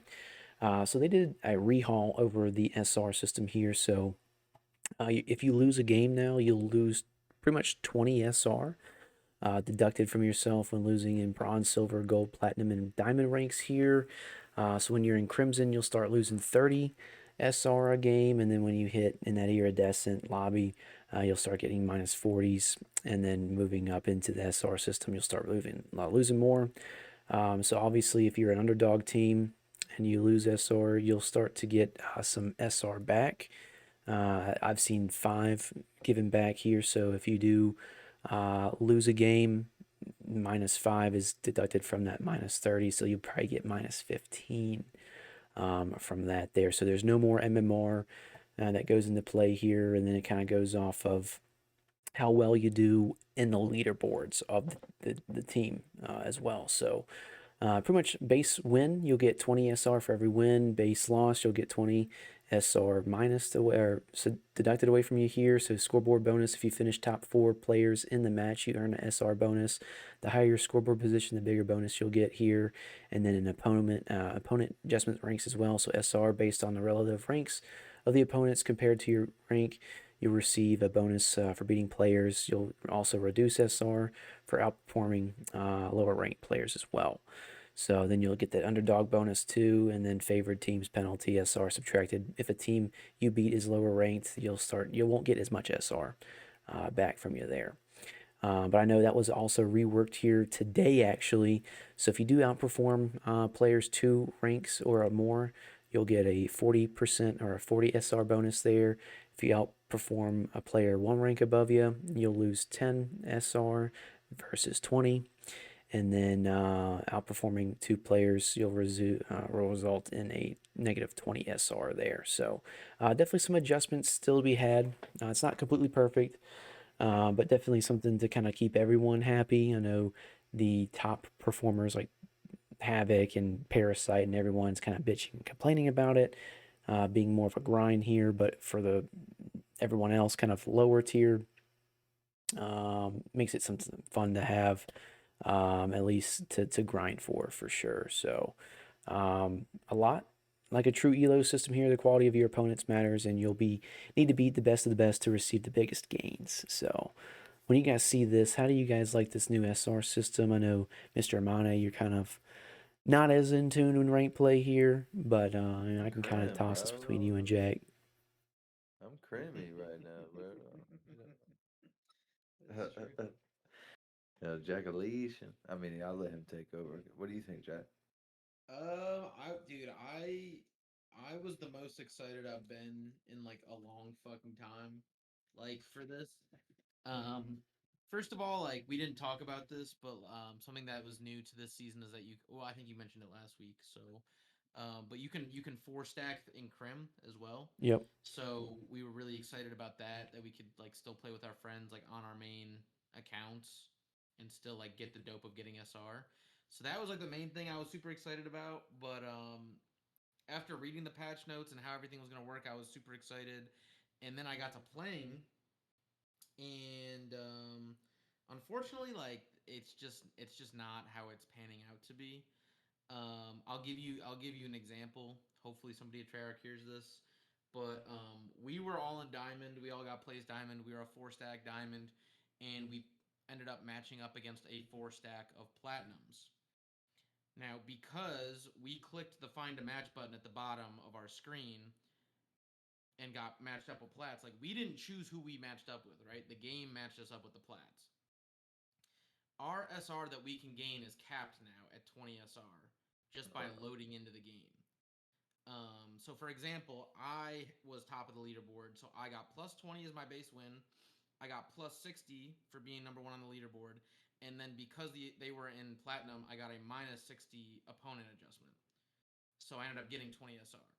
And that's basically what happens anytime you play against a player that is below your rank. You get adjusted to cap you at plus 20.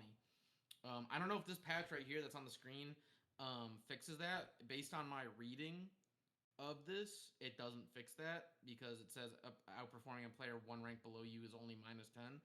We were getting minus 60s. Like, I know, Bobby, this happened to you as well, right? Yeah. Like, if you. So, basically, without going on a super, super, super duper long rant, my SR should be determined based on what I do in the game. It should not be determined based on who the game puts me up against that I can't control. That right now is my biggest gripe because that to me is bullshit. Like I get into a game and I feel hard stuck because I'm like, oh my god, the other team has a plat on it. I can't gain any more than 20 SR. which is like super defeating going into it. And I know that it's not being hard stuck because trust me, I know what getting minus 80s and being hard stuck is. But at the same time, like it feels like hard stuck because I'm playing well and my whole team, like for example, we had another one of those where we won. We played against Platts. We were all diamond. We won 250 to 35. And again, I got plus 60 minus 60. So I ended up with plus 20. And it's just like I think that there needs to be something in the game where it's like, okay, you're playing against players that you should beat, so you need to win by 100 points to not be penalized as much. You know what I mean? Like gradually penalize you. So like, Yeah. hey, plus 60. Oh, your opponents were plat minus 40, so now you get like plus 40. Oh, you beat them by like 100. We'll only do like minus 20. You know what I mean? Like something like Yeah, that. I like that.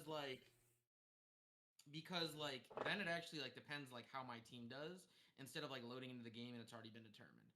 That's my number one gripe with this current SR system. I don't know if this patch actually fixes that, and like it's not coming across to me because I haven't played today. Second gripe with ranked, for like the first couple days, I think some of the servers were turned off because we were only getting into 60 ping games. I think like only like West Coast servers were on for ranked It or was something insane. because like we're like me and Bobby live like normally like if I'm on his servers I'm at like 40 ping like max, and if he's on my servers he's like 40 ping max, and like on our own servers we're like 10 to like 20 max, and like we were both on 60 at the exact same time. So like we had to have been on some like West Coast fugazi shit. Like that was really annoying. The time to find a match was really shitty. Like considering it's like a brand new season, like you would think that there's more people. I know that Bobby in his 4 stack ran up against Parasite when he was in like Crim, which to me like means that the matchmaking isn't in like a healthy state. If like they were D1s and like they're going up against Crims, like at this point in the season when we're like 3 to 4 days in and everybody's like semi quote unquote like hard stuck, like nobody's like fucking eerie really. I mean now there are, but like at the time nobody was even eerie yet. I feel like you should only really be going up against like diamond ones, like plat threes, like diamond twos. Like that would be like my brain. Like if the game has like a healthy player count. I'm sorry, I've been yapping for like a long time, but I want to get my thoughts out. I think that there should be a ranked play adjustment for objective play, whether it's like a +5. Like I don't even give a fuck if it's like +5, but like if you have like 100 seconds on the hill, if you have like 3 or more overload caps, or if you have 3 or more plants and diffuses in S&D, like I feel like you should get like a bump for like outstanding objective play. Yeah. I think it would like incentivize people who um, really just like play for the win purely and are like, I'll play objective, like I'll like let my teammates slay out, because like those teammates that slay out are gonna get theirs being like top of the leaderboard, and if you're bottom of the leaderboard but like you're actually like contributing to the team, I feel like you should get like something like even if it's just like a +5, just like something to like note like you helped the team win. I think that would be good. Also, I feel like there should be like a win streak multiplier. Mm-hmm. Dan, our friend Dan, brought that up. I think that's a great idea. Like if you're on like a 3 game win streak, you get like a 1.2 multiplier. So like if you get 60 SR, it's 60 times 1.2. If for wins 3 and 4, and then 5, it goes to 1.3 from 5 through 7, and it like maxes out at like 1.5, or it maxes out at like 2 if you're on like a 25 game win streak. I think that would help guys like Parasite and Havoc, not just be kind of stuck getting like +20s every game. Like then you would actually like grow up the ranks. Like if you're disgusting, like you should be hard stuck in D1, and then it makes winning paramount to all. Um, because I do think like right now like the +20s, like +40s, like I do like a grind, but it's almost like a defeating grind at this point. Like the fact that it doesn't even seem like attainable to get like these higher SR numbers. Um, and then my last thing, which I'm assuming Bobby's gonna touch on, like the fucking hackers. Dude. Like, I mean, ranked play is only as good as like the integrity of the game, and like if we're gonna still have hackers, then what the fuck's the point? Yeah. I think that this SR system is actually like very easy to fix. Like I think like the intention is good. Again, like I just pointed out like a bunch of problems that I have with it, but I feel like they're kind of easy changes. But like if there's hackers running rampant, like nobody's gonna come back and play your game. Like Zuma, Methods, Octane, like they always used to like rip rank. They're not even touching it right now because they just know that it's hacker infested. Yeah. Yeah. I Sorry, mean, that was like me going on for like 10 minutes. no, no, no. You're good, dude. I mean, you hit all the points perfectly there. I mean, first things first, man. Hackers have got to be taken care of, man. It's just not. even fun on the PC lobbies. I've been going strictly to console here, and you gotta battle the aimbot AI aimbotters. But I mean, it's a little bit different when you got someone that's got walls and just predicting everything that you're doing, pre-firing everything. So I mean, beat both is just definitely as shitty. But I mean, I don't know, man. And then as far as like the SR coming for like OBJ, I like that. The win streak, I like that as well. The SR gains there, and then also kind of maybe tweaking it just a little bit more here for the outperforming and underperforming here for lower ranked people. I definitely think that's going to definitely affect a lot of that as well, because losing 20 and gaining 20 at a max for being unfortunately paired up a bunch of shit people definitely is not fun to say the least there. So a couple more tweaks here, but I think we're in the right direction as far as like rank play and making it more of a grind for everybody than just catering to the top 215 Erie kids. I'll be honest. So I like the open 4 stack here in Crim. W there, getting rid of the MMR system so that everyone doesn't get hard stuck in the first couple of days. That's a W too. And then just making it more of a grind for everybody to kind of really just get on the game and 4 stack and try to win as much as possible. So if we can just get a little bit more tweaks here for the adjustments for outperforming lower ranked players, that'd be something to go off of too. And then to add on top of, the win streaks, SR bonuses, that'd be awesome as well. And then the hackers, man, we got to get rid of those hackers for show, for show. Oh, and the OBJ score, that'd be cool too. I do like that. Okay. Well, yeah, and then getting into some other news here, we also had Black Ops 2 game mode pretty much come into this new season as well. I know, Jack, you probably played it a couple times as Black Ops Classic mode, where they got rid of everything. So no army movement, no wall jumps, no slides, nothing. Just straight classic movement from Black Ops 2 as the target there. So pretty refreshing for Call of Duty here. I don't know if you guys had any thoughts on this real quick. I did end up playing it. What did you What'd like? you think, Mr. Bane. Money? I liked it. I did find it like I'm actually definitely ADHD now. I do prefer the wall jumping around and just, moving and flying. But it was fun for a little bit. Bambi joined in with me. He couldn't make it through one match. He said, "Fuck, like I'm out of here. This is not fun." It did definitely play different. What did y'all think? I've been ripping it every day. I was actually just playing it before the BCP. Hell yeah. I mean, first of all, like I actually really appreciate the fact that um, they've remade like a lot of like Black Ops maps in this, and it's kind of nice that you actually can get to enjoy them as Yeah. close to their original. I mean, I get it. Like it's a different engine, it's different graphics, it's different guns, but they've done a really good job to kind of make it as like core to like Black Ops 2 as you can, or like Black Ops 1.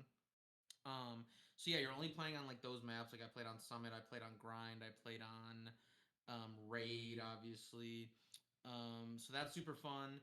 Um, I like the no Omni movement. It's actually kind of nice to get used to it for next year because we're not going to have Omni movement. Yeah. There will be sliding, but it does kind of get you used to not being able to just kind of escape every gunfight. You kind of actually have to like play like much more like methodical, which has its pros and cons. But they changed the streaks, so you can only use streaks that were in the original Black Ops game. So there is like a select amount, select perks, select equipment. There's no like active camo, right? Like the field upgrade, you can only use like trophy system or tack insert. Um, and I feel like the player base is like much like healthier in that. Like I find the game much quicker, and I actually see like a variety of guns. Like I don't know if it's skill based matchmaking in pubs or whatnot, but like whenever I generally like play like pubs, it's pretty much MSMCs, Dravics, M15s. Like bro, I'm seeing a shit ton of snipers, which like makes me like nostalgic. Of like quick scopers, like there's like a bunch of quick scopers out and playing. There's different guns. I saw somebody like just knife only, Huh. which I swear to God, I like. I have seen people like on Nuketown do it for like you can tell like they're doing it for camos, but like these guys were actually like playing the game. Like it just reminded me like a lot. Oh, I played Meltdown. Like it just reminds me of Black Ops 2, which is really cool. I know we'll talk about Black Ops 2 like later, but nah, it's actually like really refreshing to come back to. It actually feels like the real like pub experience. I feel like pubs, like especially with SPM nowadays, just super sweaty. The only gripe that I have is that right now the playlist is Black Ops whatever classic, and you click on it and you have no control over the game modes that are being played. I would love to have like a Black Ops classic S&D mode. They currently don't have S&D in the rotation. It's like kill confirm TDM domination hardpoint, I think. So that's like my biggest gripe is like I wish I could just play S&D and like stack up with the boys and play like classic S&D. That would That be would be cool. like a ton of but that's kind of it. Okay. I'll give it over to you, Bobby. Sorry, I'm kind of long-winded today, No, I no, guess. no, you're good, man. You're good. But yeah, man, definitely, something to kind of root back to getting us used to, that new movement, classic movement here as far as Black Ops 2.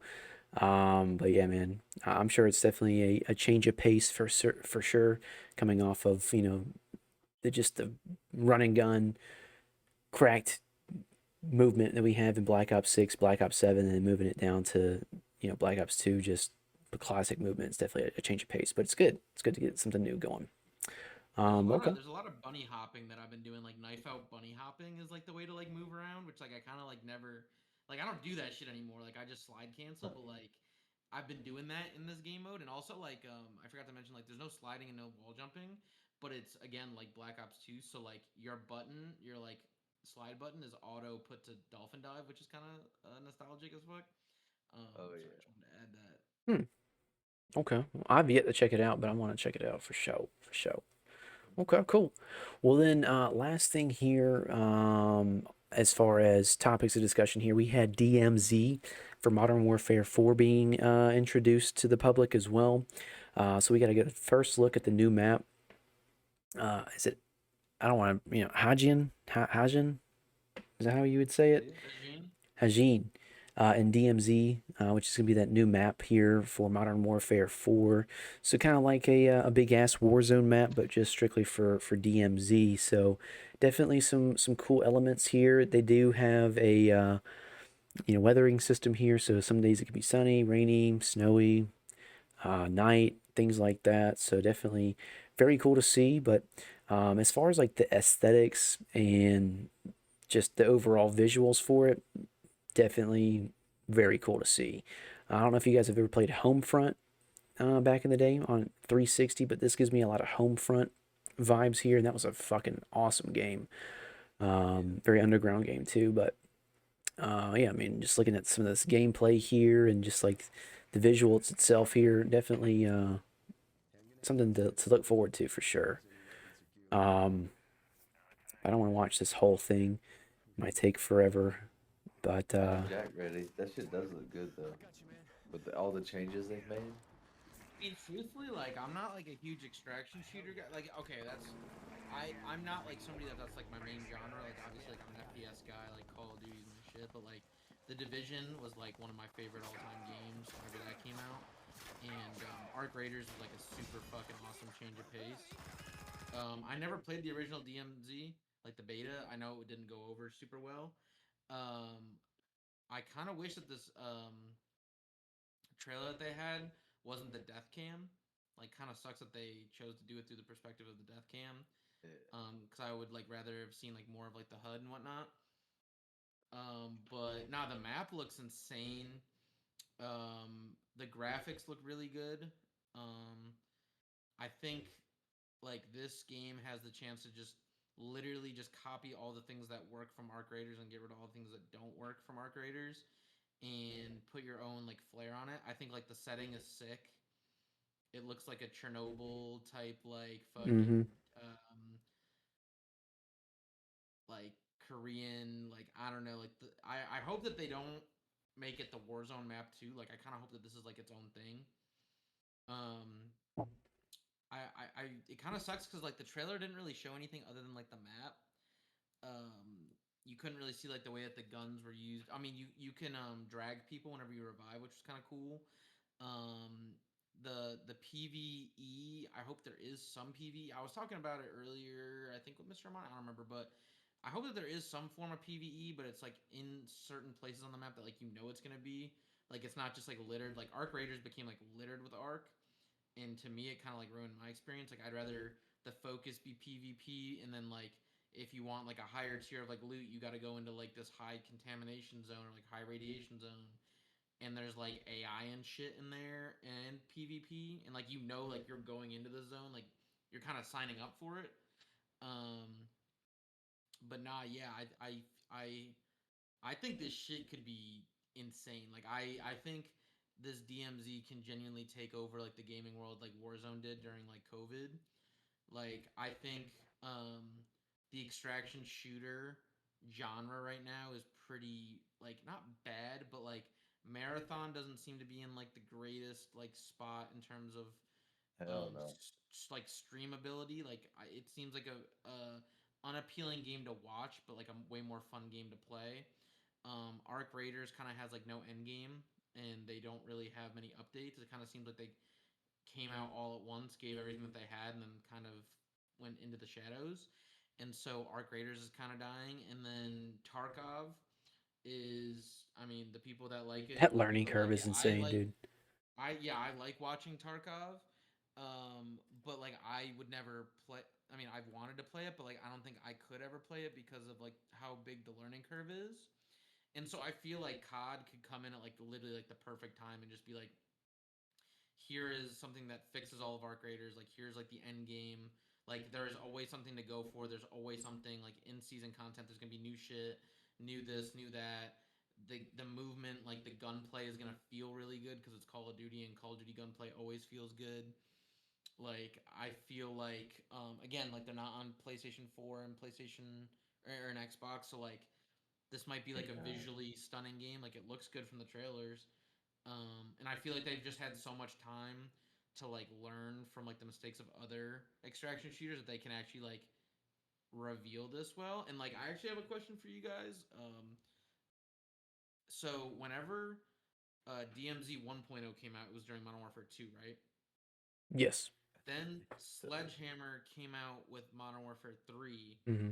and then wasn't technically Infinity Ward supposed to go again? It was supposed to Or be. was it always or was it Black Ops 6 and then Infinity Ward was supposed to be this year and then they got delayed a year and it was Yeah, Black Ops yeah, 7? that's what happened. Part of me, and like I don't have any evidence to back this up at all, so like this is just purely speculation. But like part of me thinks that like Infinity Ward is like heavily banking on this specific mode, and they were not ready at all to come out with DMZ like last year. And so they're like, fuck, like let's delay it a year because of like games like Arc Raiders and because of games like they literally were like, yo, like this product that we have is not fucking ready to like compete with these. And like they took a year off to like really like kind of hone in and like learn from these. Like this is my hope. And that it like pans out for them. Yeah, I could see it. Um, because to me it seems like we have gotten like little multiplayer reveal, but like this was at like Xbox convention or whatever, Xbox whatever the fuck. Showcase. Like it seems like they're really advertising DMZ more than anything. Yeah. Like it seems like this year is the DMZ year, just Yeah. like Modern Warfare 2019 was like Warzone. Like this game is for Warzone. You know what I mean? Yeah. No, I mean, I agree, man. I'm actually excited to see. I never played DMZ in the first iteration of it in Modern Warfare 2, but just kind of seeing how Modern Warfare 4 has to compete with all these other games like Arc Raiders and whatnot, and then also GTA 6 coming out. So they're putting everything they can into this to make it the best product they can in quite some time. So very excited to see what they got here. And then as far as like the PvE side, there is no plans for PvE at the moment, just more of a PvP focus here. But there's 3 ways to play. You can play story mode, story missions. You can do dynamic ops, or you can just run around free roam. Then as far as like bounty hunter systems within the game leaderboard showing the best PvP players, and then you also got a dedicated progression system with trait systems theirs as well. And then you also have weapon purchased in forward base in the game with in-game cash, and then items to be built in a 3D printer as well. So a lot of cool things that they're mixing up here for DMZ too. So obviously it's not going to be free to play as well. It's going to be included with Modern Warfare 4, so you have to buy it. Then a forward operating base to gear up and progress. Then you got the persistent stash, a weekly top 50 bounty hunter leaderboard there. No hard wipes plan, 20 squads of 3 only. Matchmaking will attempt to prioritize squad sizes, so That's going to be a W there as well. So, and also that no more plea for help. Drag down players can be revived and moved from danger, dynamic weather, and then a living world as well. So definitely a very, very good upgrade. And it seems like there'll be more of a focus here in DMZ than they will be in Warzone, which is a W because Warzone's definitely been dying for quite some time. And I'll be honest, I haven't played Warzone in a couple of years like that. So it's not really that fun.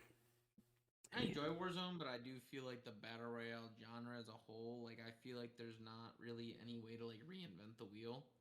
Like I feel like the loadout drop thing is like COD's thing, and like Fortnite is like building, and like Apex is like the abilities.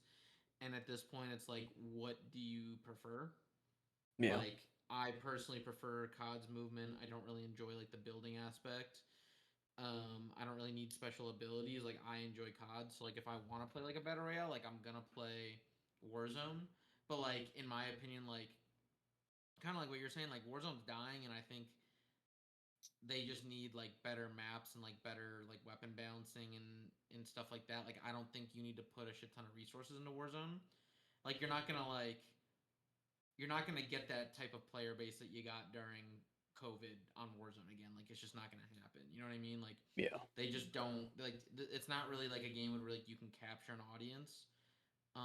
I think multiplayer, you can always capture the audience of like a Battlefield or like other FPS games. I think single player, if you actually put like a good campaign, you can like capture people to like buy it Hmm. and play it. Like there's a large community of people who just like single player games and don't like multiplayer. And I think DMZ is like a super big opportunity to like bring people to Call of Duty. Yeah. Yeah, I agree. Especially with how big Arc Raiders, Tarkov, and every other extraction shooter's been.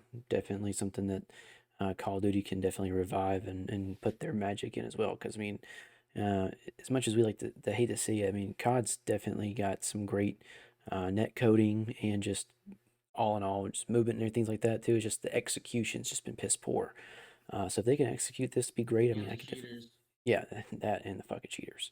Bro, if you put cheaters in this shit too, it's gonna be even worse. Like actually, like genuinely, sorry to cut you off, but like we bitch in like multiplayer ranked about like cheaters, but like the reality is that we're gonna be like 1%. Like we're like 0.0001% of like the Call of Duty community, right? Like there's like zombies, there's like regular multiplayer, and like all this other shit where like your SPMM, like you probably don't even like run into hackers, bro. If they launch DMZ and there's a big hacker problem and this is like their big like prized possession and it's just riddled with hackers, like this shit's dead on arrival. Yeah, I That's agree. scary too. They Holy need to fix this shit. shit. The hackers, man. Just need to get that Valorant anti-cheat, man. I don't care if I gotta pay a fee, a one-time fee to have a Yeah, decent bro, I would anti-cheat. easily pay like a $20 like verification or like I upload like my fucking like license. Like I don't give a fuck. Like, bro, Fix it, like fix please, this shit. please.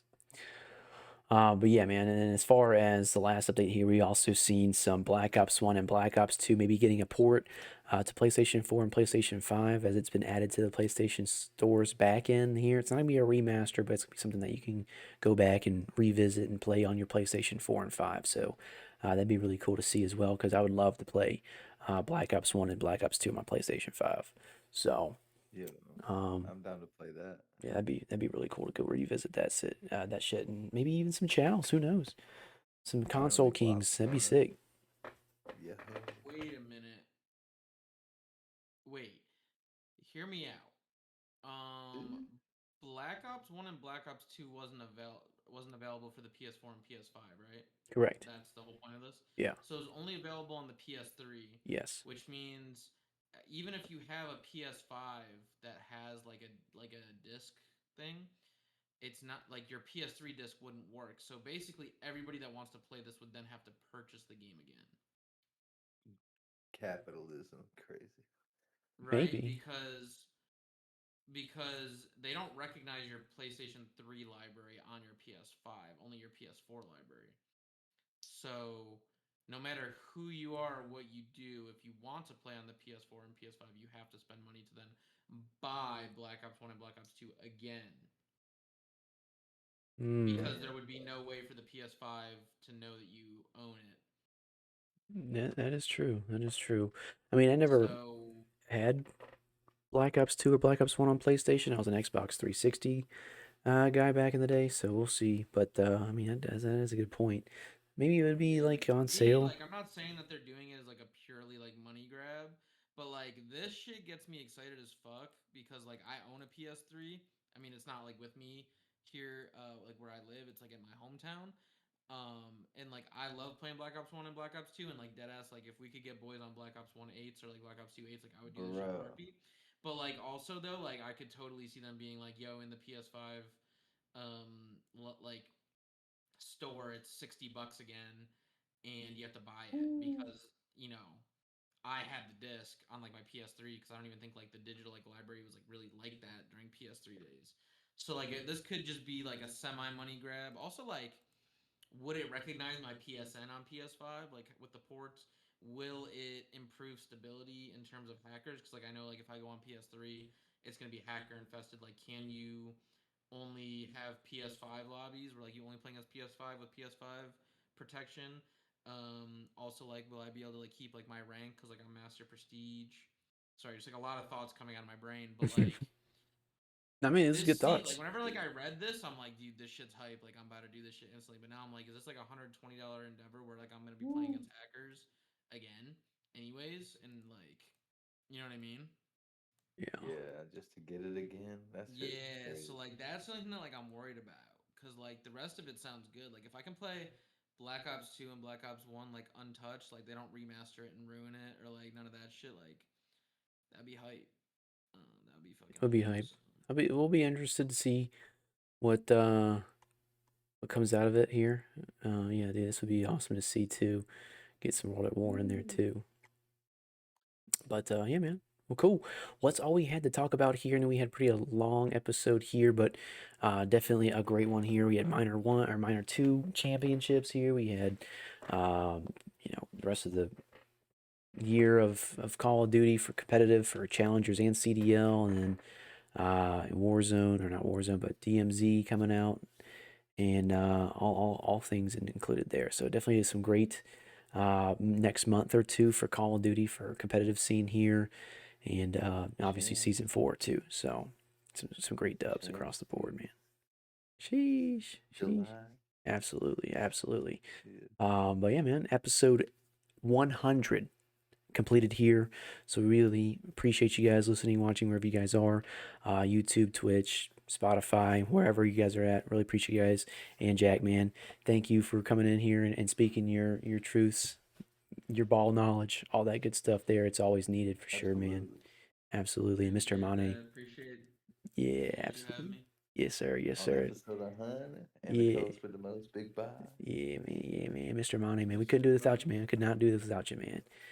Absolute goats in this call here. So, okay, well, cool, man. That's all we had to talk about here. So this is episode 80 or 100 taken care of here, and we'll see you guys on the next episode of the BCP. Peace.